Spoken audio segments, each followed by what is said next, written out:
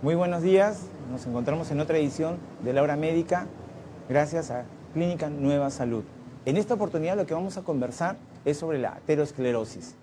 ¿Qué cosa viene a ser la aterosclerosis? Mucha gente confunde el término y habla de arteriosclerosis, como si fuera un proceso de la arteria. Es cierto de que se produce solamente la aterosclerosis en lo que es arterias, no se produce en venas, pero sin embargo la palabra aterosclerosis viene del griego atero, que significa una pasta, ¿no? Ateroma. Y esclerosis viene a ser endurecimiento. En otras palabras, vendría a ser el endurecimiento de las arterias o el envejecimiento de las arterias con formación de que pequeñas plaquitas. Pero antes de empezar este tema muy importante, porque en realidad es el origen de muchas de las enfermedades que nosotros conocemos, por mencionarles algunas. Un infarto al corazón es producido por una aterosclerosis, la parte del infarto cerebral, hay causas de muerte súbitas, hay obstrucción de arterias, de las piernas, de los miembros inferiores, aneurisma. Entonces es el origen de muchas enfermedades y es importante entenderlo, las causas que esto lo generan, los factores de riesgo, desde cuándo empezó, porque muchas personas no saben en qué momento empieza la aterosclerosis y en realidad la aterosclerosis empieza desde el día en que nacemos. Pero antes de continuar, vamos a ver un video en donde nos va a explicar un poquito de qué es lo que estamos hablando y qué papel tiene el colesterol dentro de todo ello. Muy importante para que ustedes aprendan la importancia de sacarse siempre en forma periódica lo que es el colesterol y triglicéridos, porque eso te va a ayudar a que esto se retarde y sea muy lento el proceso de envejecimiento. Pero para esto, antes de continuar, quiero mencionarles de que la aterosclerosis, ¿no?, para que una enfermedad se produzca, tiene que pasar una serie de muchos años. Estamos hablando de aproximadamente 20 años para más. Entonces, tú vas a entender que tienes factores de riesgo que puedes modificar y factores de riesgo que no lo puedes modificar. Mucha gente habla de que la aterosclerosis podría ser, vamos a decir un ejemplo, un depósito de grasa. Otros dicen, es calcio. Cuando ya tienes calcio estamos hablando de ateroma, las placas, el proceso de aterosclerosis. Sin embargo, todo esto vamos a ir conversándolo conforme vayamos transcurriendo el programa y vamos a ir entendiendo un poquito más sobre esta enfermedad tan importante como es el origen de muchas de las enfermedades cardiovasculares. Vamos con el video, por favor. El colesterol es una sustancia que se encuentra de forma natural en el organismo y es esencial para el funcionamiento de las células porque se utiliza para fabricar hormonas, ácidos biliares, vitamina D y otras sustancias. Las lipoproteínas LDL son partículas que transportan el colesterol desde el hígado al resto del organismo a través de los vasos sanguíneos. Estas partículas también se conocen como colesterol malo, porque en ocasiones atraviesan la capa interior de las arterias y se depositan en la pared arterial. Como respuesta, el sistema inmune activa los macrófagos, células que tienen la función de eliminar el colesterol malo. Cuando hay mucha cantidad acumulada de macrófagos, forman células espumosas cargadas de lípidos.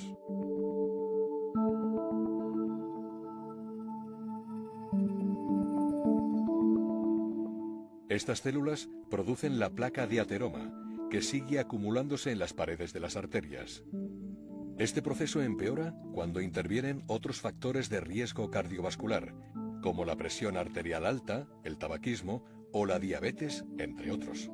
Pero el colesterol es un problema de salud silencioso. En muchas ocasiones pasa inadvertido hasta que el crecimiento de la placa de ateroma estrecha y endurece las arterias, dificultando la circulación sanguínea. Algunas placas inestables pueden romperse, liberando su contenido en la sangre y formando un trombo que puede derivar en un infarto de corazón o en un ictus cerebral.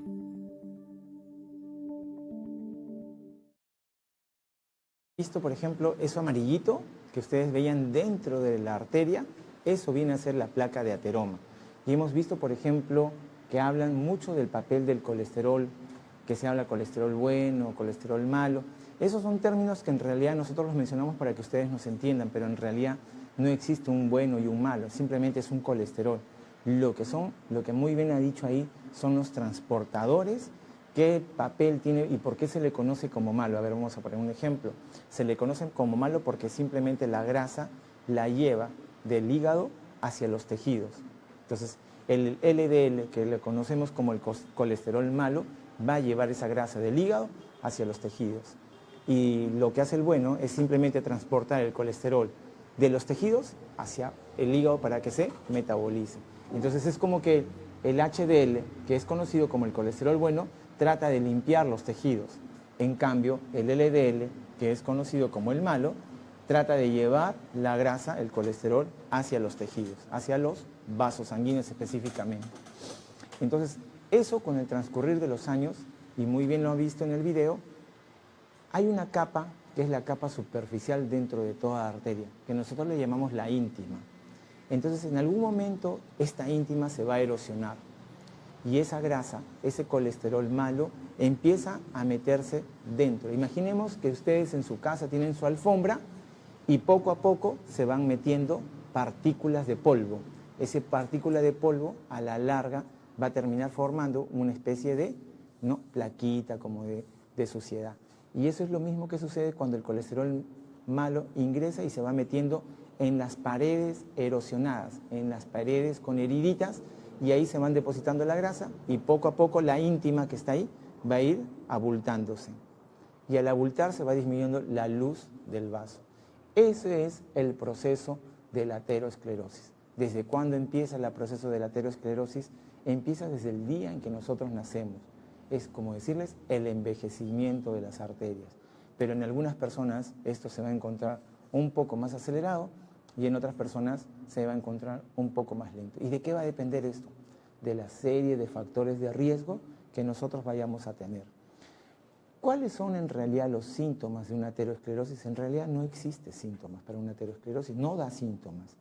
Da síntomas cuando estas arterias ya están, digamos, con una obstrucción marcada, importante, y es donde recién van a producirse estos síntomas. Tenemos una lámina en donde, por ejemplo, nosotros vamos a encontrar lo que son los factores de riesgo de la aterosclerosis. Estos factores de riesgo, como le habíamos mencionado, tenemos los factores de riesgo que tú no los puedes modificar. ¿Qué cosas no puedes modificar? El sexo, por ejemplo. ¿Qué no puedes modificar? La edad. El sexo, por ejemplo, es mucho más frecuente o mucho más importante o mucho más acelerado el proceso de la aterosclerosis en los varones más que en las mujeres. Pero, sin embargo, la mujer, mientras está menstruando, su riesgo es menor.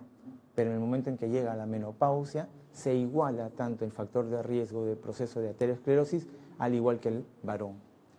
El otro tenemos la edad. Mientras más edad, hemos dicho que este es un proceso de envejecimiento, el proceso de aterosclerosis es mayor.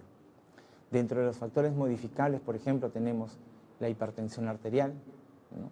La hipertensión, que es la presión elevada, esa fuerza que ejerce la sangre sobre las paredes de las arterias.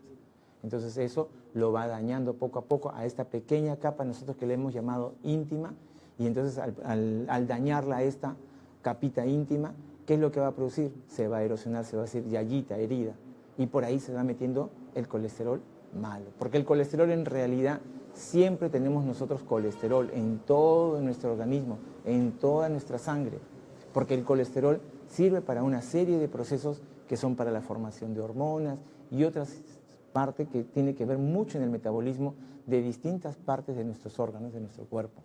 Tenemos, por ejemplo, también lo que es la diabetes, es otro factor de riesgo modificable. La diabetes, que viene a ser la presencia de glucosa, de azúcar elevada en sangre. No toda presencia de azúcar elevada en sangre significa que yo soy diabético. Hay criterios para poder determinarlo.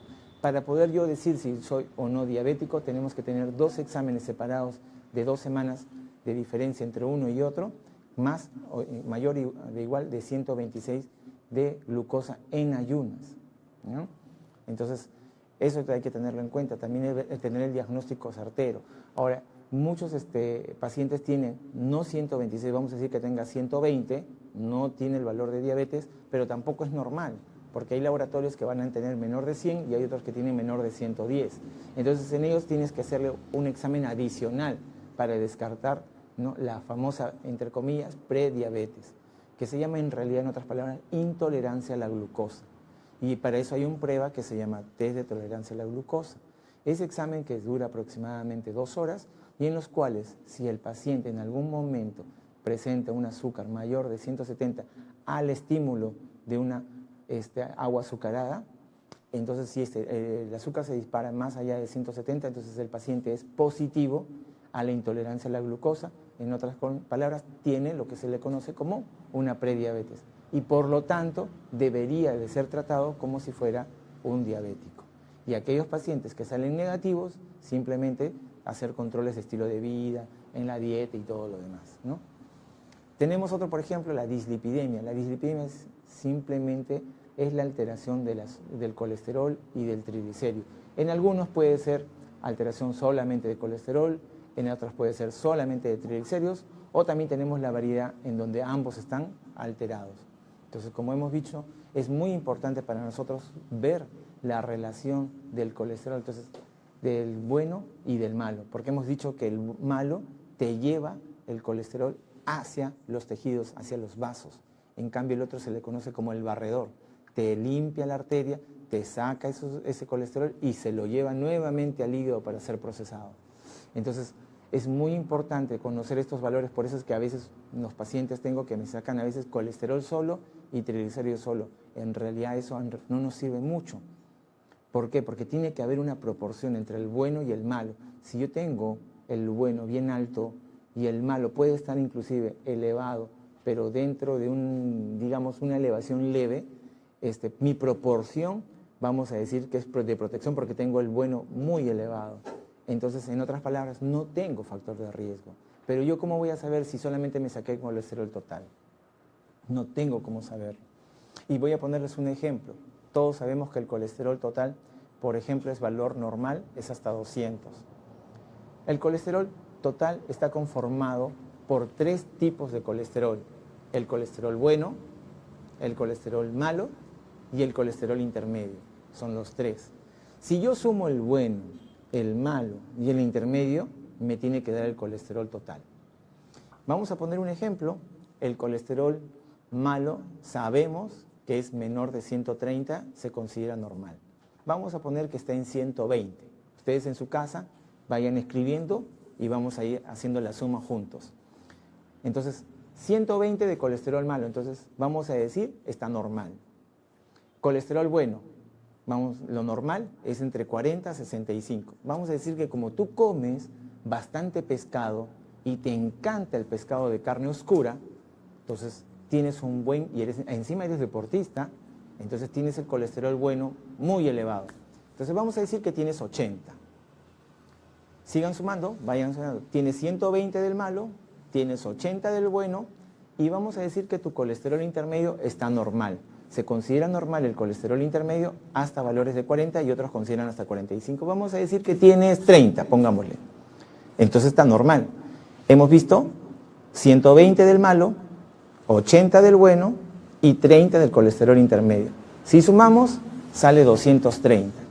Vamos a decir que tú no te hiciste el perfil lipídico completo y solamente te hiciste el colesterol total.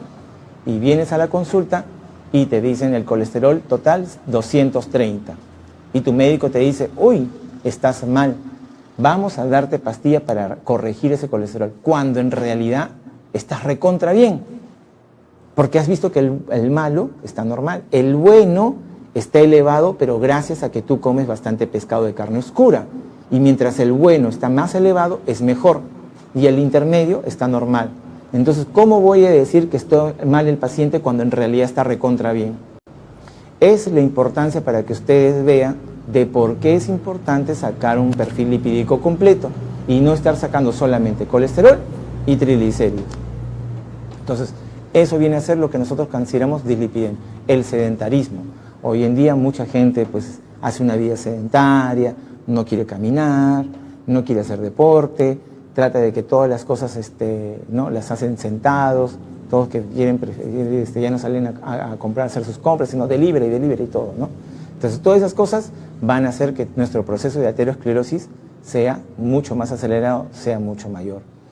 Y hay conductas destructivas, ¿no? Que, por ejemplo, ya hay determinadas sustancias que uno pueda consumir, como por ejemplo las drogas o el tabaquismo, ¿no? El fumar cigarro, son cosas que también pueden producirte mayor daño de las arterias de todo nuestro organismo. Ojo que cuando nosotros hablamos de aterosclerosis, estamos hablando de un proceso generalizado, no es único de una determinada parte de nuestro cuerpo, sino este proceso de aterosclerosis se produce en todo nuestro cuerpo. Entonces, como ya vimos, la aterosclerosis empieza desde que nacemos. 1. 2. Es un proceso inflamatorio, porque hemos visto que se va produciendo una destrucción, porque es parte de todas las lesiones destructivas que van produciendo. Vamos a decir, yo fumo, de repente mi presión se me sube, de repente hoy día pues me tiré un pollo a la brasa solo, ¿no? Un pollo entero. Entonces todas esas cosas van dañando la famosa íntima, que viene a ser la capa superficial de la arteria. Y por ahí se van metiendo los depósitos de grasa y se va formando las placas. Entonces, esto es un proceso continuo desde que nacemos, generalizado a través de todo el cuerpo y que va a presentar a la larga una serie de daños en diferentes órganos, dependiendo de dónde se haya producido con mayor velocidad. Y como hemos dicho, es un proceso silente, no produce síntomas, pero sí van a producir cuando ya a determinados órganos. Por ejemplo, tenemos ahí una serie, por ejemplo, pasamos la siguiente lámina y ahí vamos a ver, por ejemplo, los órganos, dependiendo dónde se vayan produciendo, vamos a poner una serie de enfermedades. Por ejemplo, en el corazón tenemos lo que es el infarto de miocardio, la famosa angina de pecho. La angina de pecho simplemente viene a ser lo que a veces en sus médicos les han dicho preinfarto, porque la palabra preinfarto no existe. Entonces eso viene a ser, en otras palabras, angina de pecho, que es un dolor de origen cardíaco. Cuando tú has determinado que necesariamente este dolor es producto de una obstrucción de una arteria, entonces ahí se le conoce como angina de pecho. El infarto, y el otro, la famosa muerte súbita, que es producto de varias causas. Una muerte súbita puede ser producida, por ejemplo, por una válvula aórtica, como allá en otra oportunidad hemos hablado de la estenosis aórtica, que es la válvula aórtica es la única puerta por donde la sangre sale del corazón. Imaginemos que se tapó toda la válvula aórtica, simplemente ya no hay sangre para ninguna parte de nuestro cuerpo. Y entonces se produce la famosa muerte súbita. O, por decir, tengamos un problema de arritmia, ¿no? Mucho de la parte de la aterosclerosis va dañando las vías de conducción y eso también me puede producir una arritmia maligna y termino en una muerte súbita. A nivel del cerebro, ¿qué nos puede producir? Un infarto cerebral, ¿no? ¿Qué pasaría, por ejemplo, una trombosis o de repente desde alguna otra, cuando llamamos nosotros embolia, quiere decir que el coágulo se originó de otro punto, lejos de donde se está produciendo el evento. Vamos a decir un ejemplo, yo tengo una arritmia en el corazón, sale el coágulo y termina en el cerebro. A eso le llamamos una embolia. Tenemos otras causas, por ejemplo, hemorragias, ¿no? Vamos a decirle, tengo una arteria con proceso de aterosclerosis y de repente esta arteria se ha terminado dilatando y termina dando una hemorragia cerebral. Isquemia cerebral transitoria viene a ser un infarto, ¿no?, del corazón, pero que se ha recuperado el paciente en menos de 24 horas. Eso nosotros le llamamos isquemia transitoria aguda, cuando el paciente se recupera en menos de 24 horas. Y la famosa demencia multiinfarto, lo que la gente la conoce como Alzheimer. Entonces esta es una enfermedad en realidad que se producía por múltiples pequeños infartos que a la larga van a ir produciendo daño cerebral y deterioro cognitivo de las personas, que es más frecuente en las personas de la tercera edad. Otro órgano que también puede ser importante son las arterias periféricas, nosotros le llamamos distales. Entonces, ¿qué tenemos? Cuando yo, por ejemplo, ¿a qué le llamamos claudicación intermitente? Viene a ser cuando, por ejemplo, yo camino y como ya tengo una obstrucción en la arteria de la pierna, simplemente me va a doler, por ejemplo, en este caso, la pantorrilla. Entonces, es así como, por ejemplo, cuando nosotros decimos angina de pecho, es porque hay una arteria del corazón que está tapada. Entonces, cuando haces ese esfuerzo, duele. Cuando yo camino mucho, duele la pantorrilla. ¿Por qué? porque hay una arteria obstruida y eso se le conoce como claudicación intermitente. Obstrucción arterial cuando ya prácticamente toda la arteria está tapada. ¿Y qué va a depender si hay gangrena o no hay gangrena? ¿O se necrosa la pierna o no? Depende de cuánto tenga yo de circulación colateral. Entonces muchas veces esto se convierte en una emergencia porque se tapa la arteria y el paciente va a depender de qué tiempo tengas tú para poder reperfundir, porque si no pierdes la totalidad de lo que está de ahí para afuera, distalmente pierdes toda la pierna. Amputación por isquemia, que viene a ser lo secundario. Primero hay una obstrucción de una arteria, se gangrena y terminan cortando la pierna, ¿no? Y en las arterias ya de gran calibre, como por ejemplo la aorta, estamos hablando de que este proceso aterosclerótico que va endureciendo, envejeciendo estas arterias, pueden ir produciendo dilatación de las mismas, y esta dilatación de las mismas, cuando es más allá del valor de 1.5 veces su valor normal, se conoce como aneurisma. ¿Y aneurisma cuál es el riesgo? Mientras más se dilata, es como un globito. Si yo inflo el globo, va a llegar un momento en que va a reventar. Entonces eso también puede suceder en un proceso de aterosclerosis que termina produciendo un aneurisma, y el aneurisma, que es una enfermedad, termina produciendo la ruptura del vaso y, consecuencia, el paciente fallece en forma inmediata. Es súbito la muerte que se produce, ¿no? Así vivas dentro de la clínica, salvarte de una ruptura, de un aneurisma, es casi, por no decirlo imposible, es muerte casi segura. Entonces, como acabamos de ver nosotros acá, son las consecuencias que nos van a producir este proceso de aterosclerosis. Es muy importante. Antes de continuar conversando acerca de este proceso de aterosclerosis, quiero recordarles, miren qué importante el tema que estamos hablando, porque ese es el origen de todas las enfermedades cardiovasculares, la aterosclerosis. Si yo contengo este proceso de aterosclerosis, todas las otras enfermedades que ahorita, que en forma sucinta hemos resumido, pero todas estas enfermedades yo podría prevenir si yo controlo este proceso de aterosclerosis. Entonces, ¿qué estaríamos haciendo ahí? Prevención. Y esa prevención es lo que busca Clínica Nueva Salud. Clínica Nueva Salud busca que ustedes entiendan un poquito de las enfermedades que todas las veces que tenemos programa estamos conversando. Y eso, crear conciencia en ustedes para que ustedes siempre acudan y hagan los chequeos. Entonces nosotros lo que hacemos es promover. Y en esta oportunidad estamos promoviendo las distintas jornadas, como todas las semanas que siempre tenemos. En esta oportunidad, no se olviden, tenemos el servicio de gastroenterología. Todas las semanas tenemos gastroenterólogo, tenemos prácticamente todos los días de la semana, lunes, martes, miércoles y viernes, y hacemos todo tipo de procedimientos gastroenterológicos. Hacemos endoscopía, celoconoscopía. Ojo, acuérdense mucho, ustedes hoy en día es importante prevenir la tasa de cáncer gástrico, cáncer de colon, cada vez se está incrementando, y eso es por una falta de prevención. Así que no se olviden que siempre hay que hacernos una endoscopía y una colonoscopía, y más aún si tenemos síntomas de ellos o si tenemos antecedentes familiares. Así que si ustedes, amigos, tienen algún familiar que haya tenido algún problema de cáncer a nivel digestivo, ya sea gástrico, cáncer de colon, siempre háganse su chequeo, háganse una endoscopía, háganse una colonoscopía. Y consulten con su médico gastroenterólogo, que eso va a hacer que tú prevengas muchas enfermedades, y verdaderamente las secuelas que esto produce y la calidad de vida es muy, muy triste, ¿no? También estamos con las jornadas de nutrición.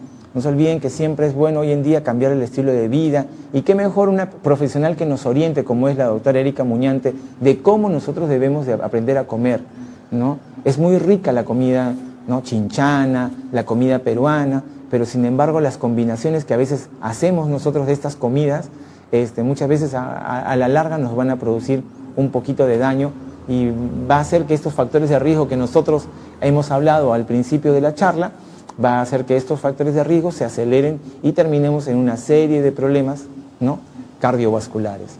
Entonces no se olviden que la doctora Erika Muñante está todos los lunes, martes, miércoles y jueves, mire, prácticamente todos los días de la semana, y ustedes pueden consultar con ella. Tenemos que cambiar nuestro estilo de vida, tenemos que tener un estilo de vida mucho más saludable, y tenemos que aprender a comer rico y a comer bien. También estamos con las jornadas de otorrinolaringología. No se olviden que estamos con la doctora Kaki, los lunes, y el doctor Jorge Andrade. Hoy día está el doctor Jorge Andrade, ayer estuvo la doctora Kaki. Bueno, la doctora Kaki viene todos los lunes, así que ya saben, pueden consultar con ella cualquier problema de otorrino, y estamos haciendo todos los procedimientos de otorrino que ustedes imaginen, tan igual como en Lima, ¿no? Hacemos audiometría todos los días de la semana, así que ya saben, tenemos un equipo nuevo, moderno, que acabamos de adquirir, de un equipo de audiometría totalmente completo para hacer todo tipo de procedimientos. Así que ya saben, otorrino. También estamos con las jornadas de traumatología. Tenemos también médico en forma permanente de traumatólogos. Tenemos aquí el doctor Juan Carlos Castillo, el Martín Pineda, el doctor Jean Campana, que es traumatólogo, y no solamente, sino también tiene la subespecialidad de traumatología pediátrica. Así que ya saben, todas aquellas personas que tengan algunos problemas de dolores musculares, dolores óseos, problemas de tendinitis, artrosis, etcétera, y que requieran algún tipo de tratamiento, ya sabe que pueden acudir al servicio de traumatología, que estamos encantados nosotros de atenderlos. También estamos con las jornadas de oncología, ¿no? El día de hoy está el doctor Ricardo Paredes, médico oncólogo que viene de Lima, así que ya saben, cualquier consulta que quieran hacerle, ya saben, él encima les puede orientar, ¿no? Qué tipo de cánceres son más frecuentes para que usted haga una prevención de ese tipo de cáncer de acuerdo a su historia familiar, al sexo que uno tiene, a la edad que uno tiene. O sea, hay una serie de cosas en las cuales uno debe ver qué tipo de examen le conviene para hacer un chequeo en forma anual, porque nosotros nunca podemos ver de aquí hasta el fin de la vida, ¿no? Pero sí podemos prevenir o detectarlo a tiempo algunas enfermedades. Y ojo que cuando tú lo detectas a tiempo puedes evitar que esta enfermedad termine desarrollándose en su totalidad. También estamos con las jornadas de cirugía general. Ya saben, estamos con el doctor José Otaro, la doctora Olga Ruiz, cualquier tipo de intervenciones, cirugías, no solamente cirugías no abiertas, sino también estamos haciendo cirugías laparoscópicas, para cuales contamos con una torre propia, laparoscópica, propia de la clínica, que es una torre de laparoscopía moderna y nueva. Es decir, contamos con todo el instrumental para que hacerle a usted una cirugía segura y una estancia posoperatoria con la más alta calidad, con los mejores equipos biomédicos, por profesionales no destacados. Vamos a propaganda y ya estamos regresando, así que no se muevan. Vamos a continuar hablando sobre la aterosclerosis, que es el origen de muchas enfermedades.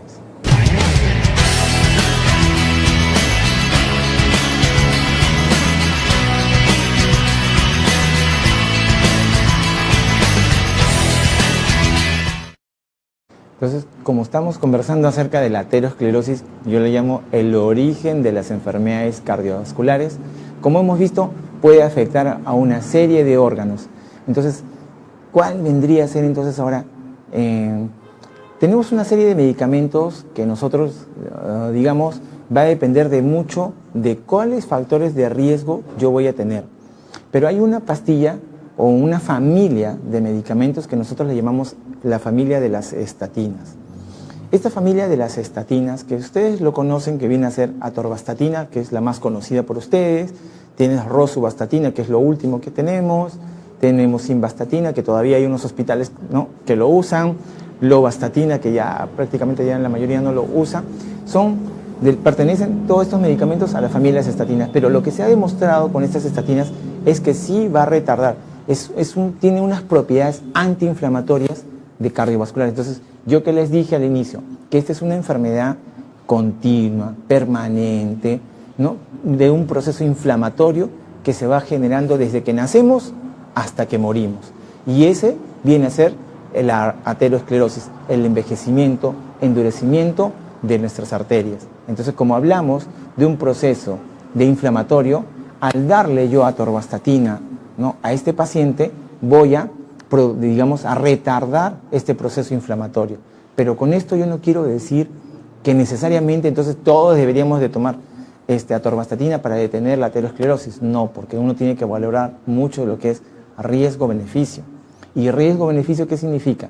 Si tú agarras el inserto, el papelito ese que viene en todos los medicamentos y lo lees, todo medicamento siempre tiene efectos adversos, siempre. No existe ningún medicamento que no tenga efectos adversos.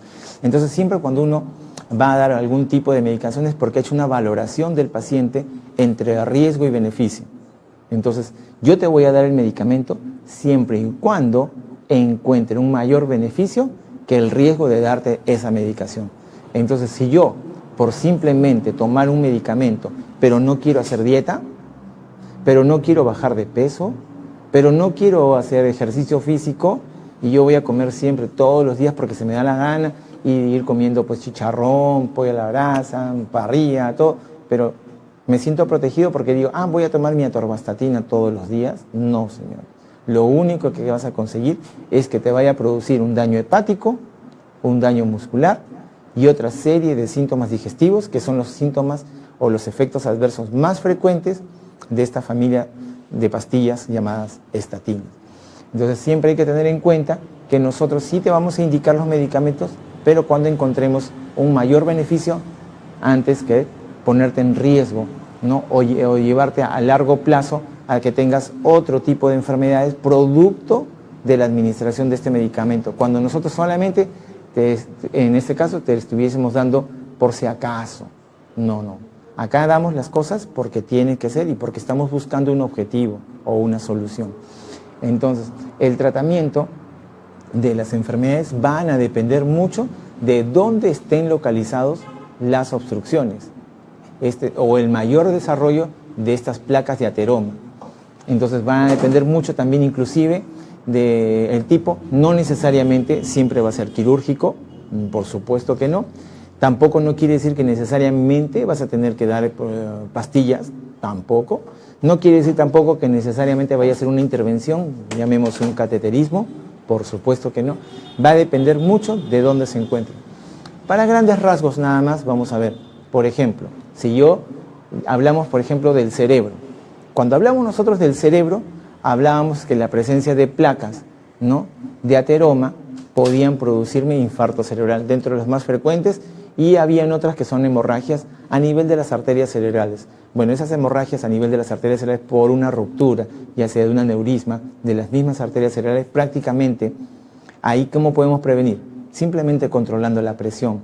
Y la otra, que son las placas de ateroma que se forman, para lo más frecuente, que muchos de los médicos dejan de examinar esto, y que debería de ser una obligación, especialmente para un cardiólogo o un cardiovascular, es su obligación revisar la carótida. La carótida viene a ser para nosotros el muestreo de cómo está tu sistema circulatorio. Es como decir, vamos a decir, mañana más tarde tenemos elecciones presidenciales y de repente viene una encuestadora y no le va a preguntar pues a los 33 millones de peruanos, pues, ¿no?, por quién vas a votar para lanzar un flash de encuesta, ¿no? Simplemente agarra una muestra, ¿no?, significativa, ¿no?, de una determinada población y le va a extrapolar y va a decir, el candidato que va a ganar es tal, pero yo tomé una muestra de 1000 personas, iguales nosotros. No te voy a revisar todo el sistema arterial porque prácticamente es imposible revisarte todo el sistema arterial de todo el cuerpo, pero sí para nosotros una muestra significativa y que nos pueda decir cómo está tu sistema arterial general es tomar la carótida y hacerte. ¿Cómo más o menos uno puede saber? Primero, tú tienes que poner el estetoscopio acá, en la carótida, evaluar ambas, no solamente una, porque si yo encuentro un soplo ahí, en la carótida, ya me está hablando que hay una placa, pero no sé qué grado, puede ser 10%, puede ser 30, 80, 90, no lo sé, pero basta que yo encuentre un soplo, hay un problema a nivel de la carótida. Para eso viene el Doppler de carótidas. Y con el Doppler de carótidas, el ecodoppler de carótidas, tú vas a ponerle un número, vas a ponerle un porcentaje a esto. Si está obstruido 30, 50, 70, 90, ahí va a salir. Entonces, depende mucho de qué porcentaje. Entonces hablamos de la carótida cuando para nosotros es preocupante. Menos de 50, hablamos que es un proceso parte del envejecimiento y parte de por mal estilo de vida y mal control de los factores de riesgo. Simplemente ahí, ¿qué es lo que haces? Cambiar tu estilo de vida, controlar tus factores de riesgo, ya sea hipertensión, diabetes, sedentarismo, dejar de fumar, etcétera y todo. Pero cuando ya tenemos más de 50%, si estamos frente a una carótida común, la principal, el tronquito, antes de que se divida en externa e interna, ¿qué es lo que hacemos? tenemos que hacer una limpieza de ella, ya sea por cirugía o por intervencionismo, por un catéter. Y si tenemos con 70% en la interna, es angioplastía o igualmente cirugía. Entonces en la común 50 y en la interna 70% para arriba se considera nosotros hay que hacer una intervención. Ojo, hasta ahí estamos hablando de números, pero es siempre y cuando el paciente tenga síntomas. ¿A qué le llamamos síntomas?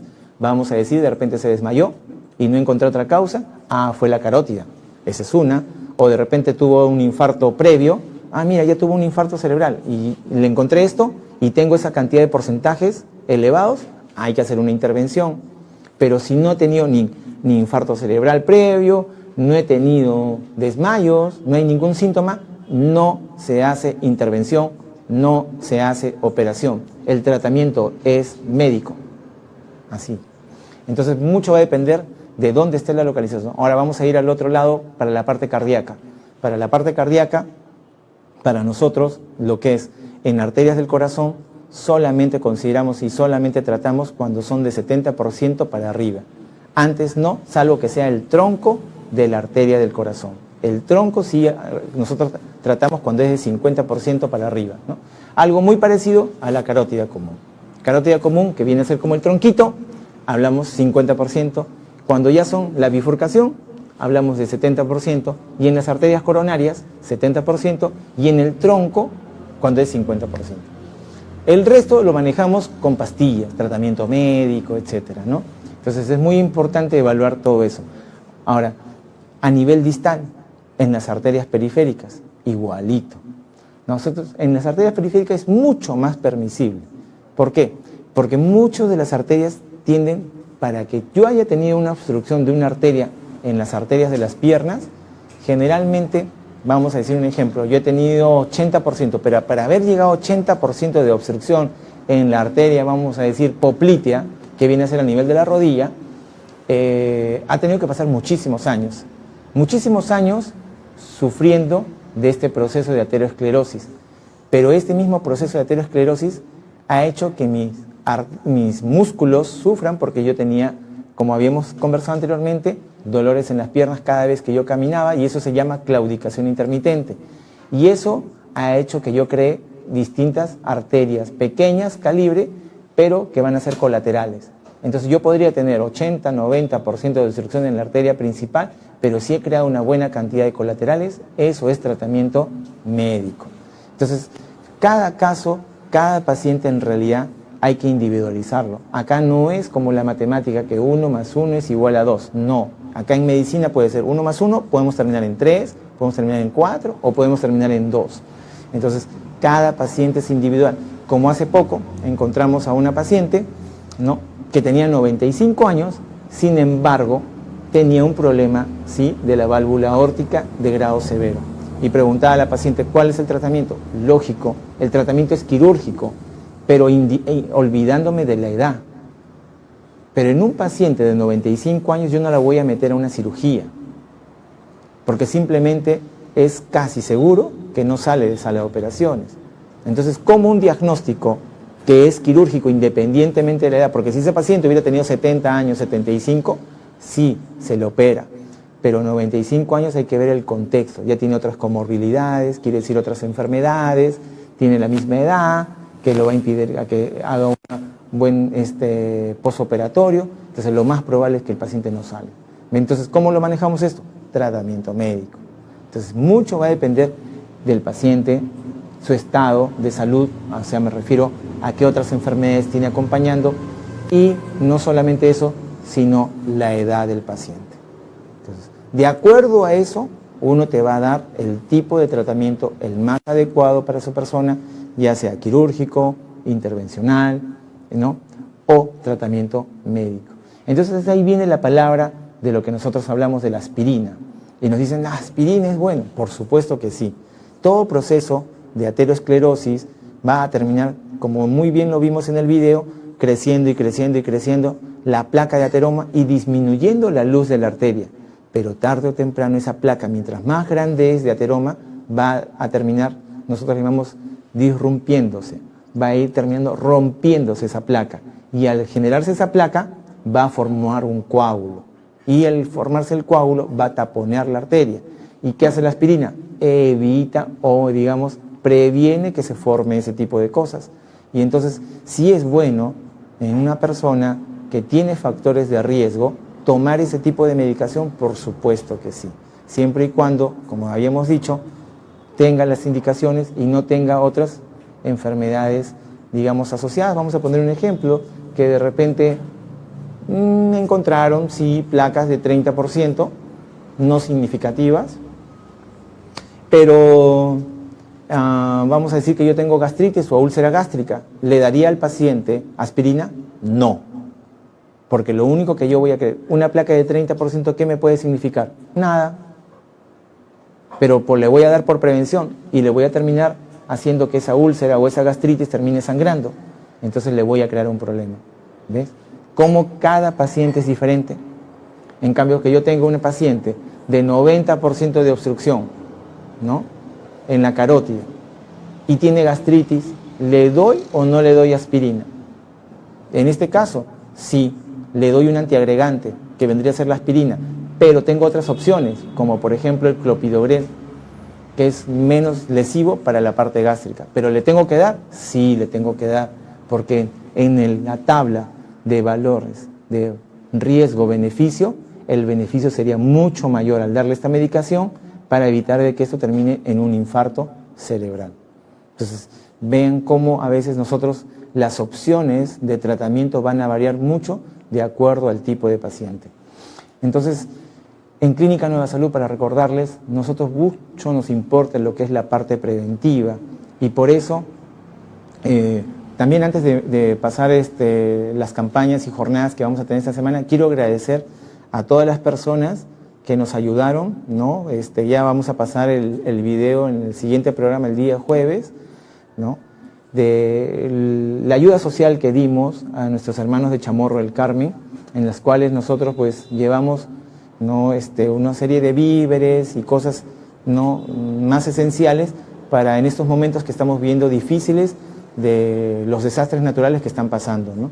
Y bueno, creo que eso debe ser una responsabilidad social de toda empresa privada, no solamente privada, sino también pública.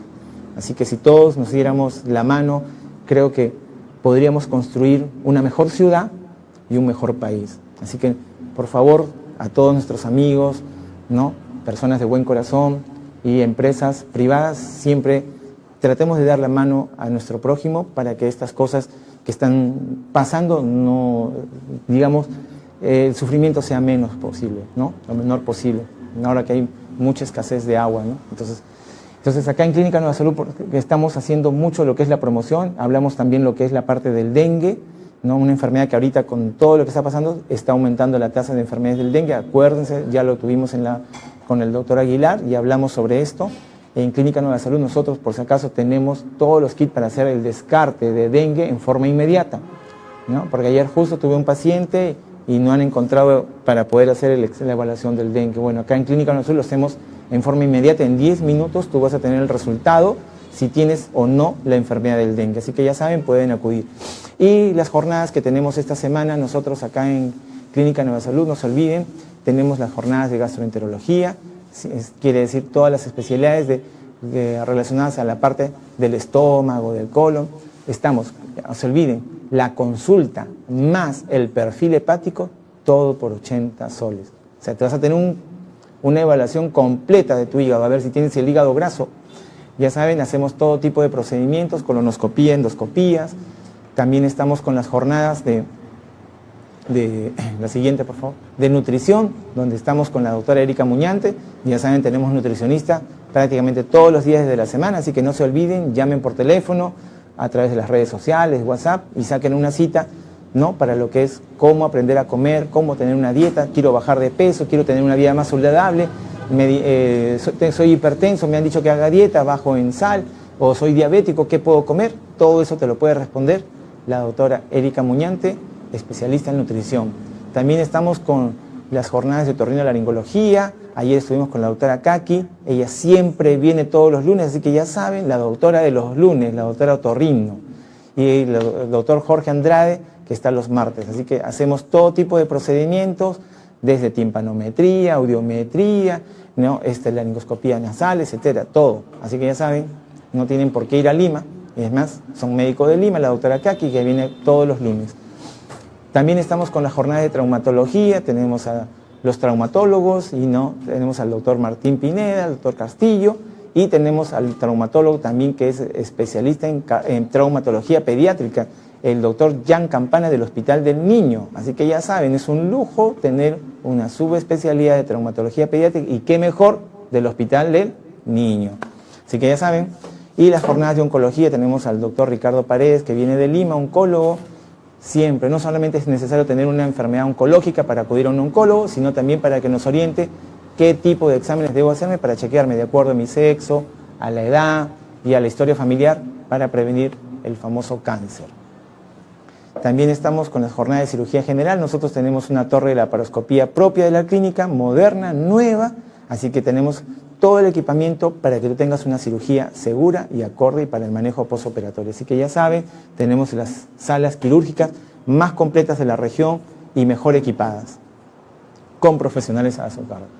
Y para mencionarles que justo el día de ayer hemos instaurado el sistema, gracias a una paciente, y he pedido para que vean que nosotros siempre escuchamos a nuestros pacientitos, y gracias a una pacientita, ¿no?, la señora Shiroma, que nos aconsejó que teníamos que hacer. Ya bueno, el día de ayer hemos empezado las consultas a domicilio.